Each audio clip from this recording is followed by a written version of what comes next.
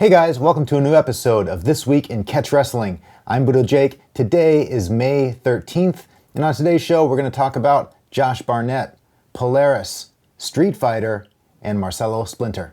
Here we go.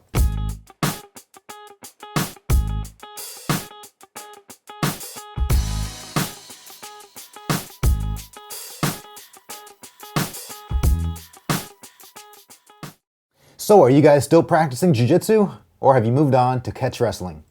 Josh Barnett had a fantastic performance at Metamora 6 against Huron Gracie. Of course, Huron didn't have much time to prepare for the match, and he was massively outsized and outstrengthed, if strength is a word. But anyway, it was a great match, and I think a lot of people really enjoyed seeing it. Huron demonstrated his ability to remain calm under pressure and calm in bad situations. Spoiler alert, as soon as Josh caught a foot, Huron didn't want to have anything to do with that, and he tapped fast, as I'm sure most people would. But anyway, it was an interesting match, and Josh Barnett proved that he has the skills. I think now we need to see Josh facing somebody his own size and own strength. Man, wouldn't a Buchecha Josh Barnett matchup be ideal? That's what I'd like to see. Next up, I want to talk about Polaris. Polaris 2 has been announced. There's 4 matches have been announced. 4 will be forthcoming. The ones that have been announced are Pedro Bessa versus Luca Anacoreta, Eddie Cummings versus Riley Bodycomb. This is going to be a heel hook fan's dream. Now, of course, Eddie Cummings is tearing up the competition scene, not only with heel hooks, but of course he's very talented with his leg attacks. And Riley Bodycomb, we haven't seen him a lot on the highest level of competition, but he's put out a lot of instructionals, and he's done a real good job in some of the lower level events with his heel hooks. So it'll be fascinating to see how that matchup goes. Shaolin versus Daisuke Nakamura, that'll be a great one. And one for the women, Michelle Nicolini versus Gazari Matsuda. That's one that should be a lot of fun. Both of those women are a lot of fun to watch. This match is going to be, this event is going to be on September 12th, and this is going to be the second Polaris. If you haven't seen the first Polaris, it's now available on demand on BudoVideos.com. That event had Max Campos versus Dara O'Connell, Michelle Nicolini versus Angelica Galvao, Kit Dale versus Victor Silverio, AJ Agazarm versus Ali Geddes, Mike Fowler versus Eduardo Telles, Pablo Popovich versus Eduardo Rios, Marcin Held versus Gary Tonin, and Keenan Cornelius versus Dean Lister. It's an incredible value to get that whole event for $9.95 on demand, and of course, whenever you purchase on-demand items at Budo Videos, you can watch them as many times as you want. Just as long as you have an internet connection, you can watch it over and over again. So it's interesting to see how there's so many Jiu-Jitsu super fight events going on nowadays, and it's going to be interesting to see which ones actually last for the duration. Now, the next big event coming up later this month is the Worlds, the Jiu-Jitsu World Championships. If you have not customized your gi, why not get a custom patch from Budo Videos? Here's some patches we made for Defense Soap.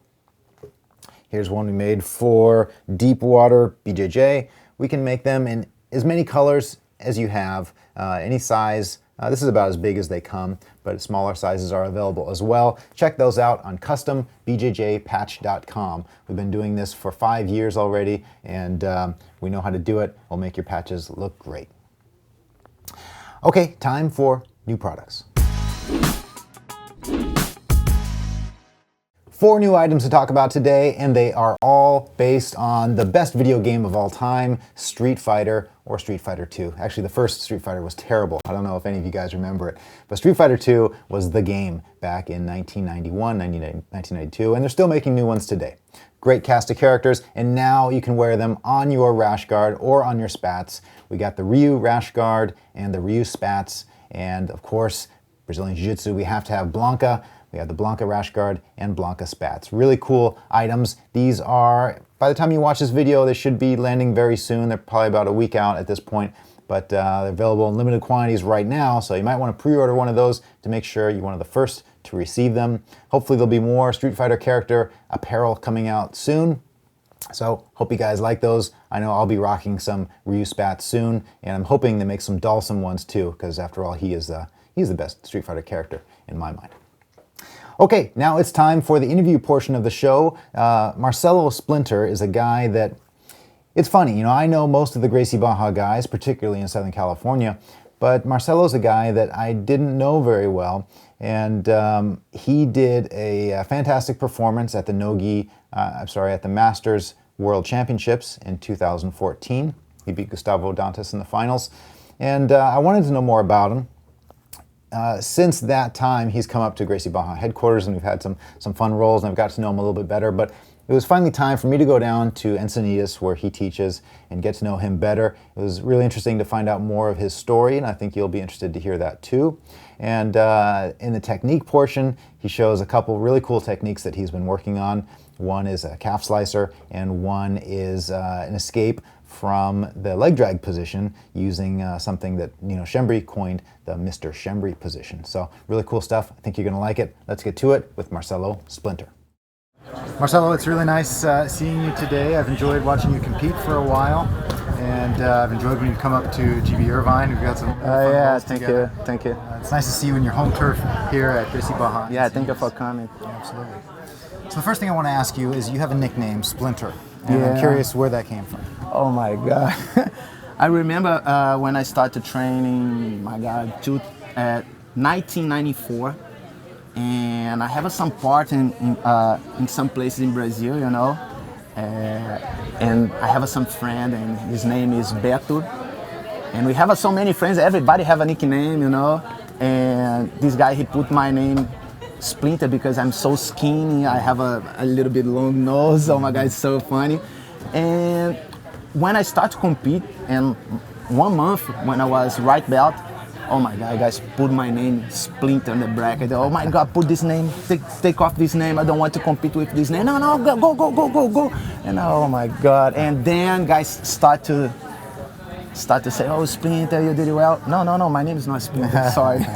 Now it is. Yeah, my God. So you started in 1994. Tell us briefly your training background, because you didn't start in Gracie Barra. Where did you start, and when did you move to Gracie Barra? Yeah, I started at Nova União, in Brazil, Flamengo, when I was leaving, and I have a nice times, just fun time. I have so many friends there. I had my first class with Douglas, just Douglas Plata, because he's really good and he's competed a lot. And one of those first guys show me some movements, and at the gym, you have so many friends too, just Gustavo Dantas too, just Ramon Lemos, when I was blue belt, just Shaolin trained there too. Everybody are friend, and I stopped to train 1999 when I in the semi-final, when I finished the guy in the clock choke, and I have some problems with my family, because they don't proud me, they don't support me so much.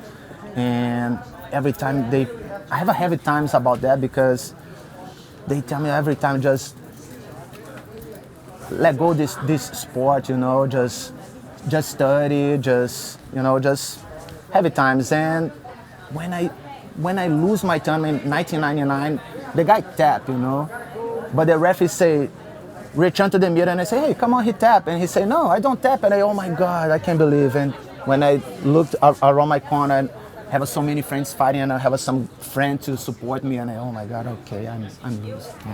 Yeah. And then I stopped to train, and I stopped training for almost 6 years, and I study, I work, I left to my house because, like I say, I have some problems with my family, just heavy time for me.